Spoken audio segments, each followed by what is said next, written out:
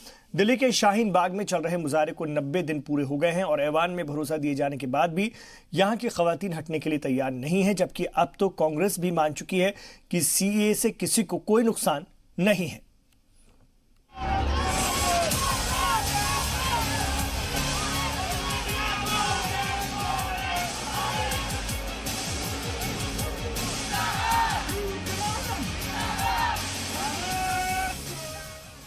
दिल्ली के शाहीन बाग में शहरी तरमीम कानून के खिलाफ चल रहे धरने को 90 दिन पूरे हो चुके हैं। तमाम तरह के सर्द गर्म के बावजूद मुजाहिरीन अपनी जगहों पर बैठे हुए हैं। इसी दौरान राजधानी में फिरकावाराना फसाद को भी शाहीन बाग से जोड़ने की कोशिश की गई।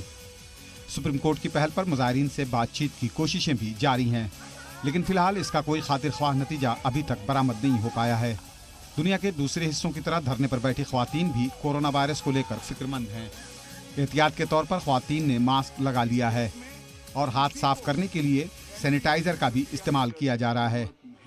गुज़िश्ता दिनों वज़ीर दाखिला की जानिब से ऐवान में इस हवाले से दिए गए बयान को लेकर ख्वातीन ज़्यादा पुरुम्मीद नहीं हैं। हम आसाम में देख चुके हैं, आसाम में किस तरीके का जो एनआरसी लागू किया गया है उसमें किस तरीके से किया जा रहा है, लोगों के साथ उनके साथ किस तरीके से जास्तियां हो रही हैं, ये पूरे देश में नहीं होना चाहिए।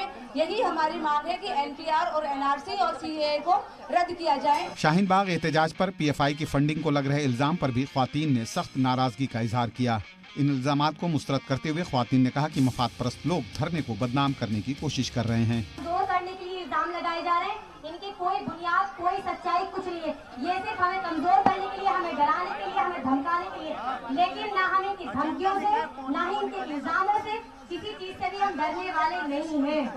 बहुत डरा और धमका चुके ये लोग। हमारा डर और खौफ उसी दिन हमसे निकल चुका है जिस दिन अपने घरों से बाहर रोड पर आ गए थे। सीएए एनआरसी के खिलाफ 3 महीने से जारी इस मुजाहरों को ख्वातीन खत्म करने पर राजी नहीं। उनका मुतालबा है कि पार्लियामेंट में बयान देने के बजाय हुकूमत इस कानून को सिरे से खारिज कर दे। आपको बता दें कि इस मामले की अगली समाअत 23 मार्च को होनी है। ब्यूरो रिपोर्ट, जी मीडिया।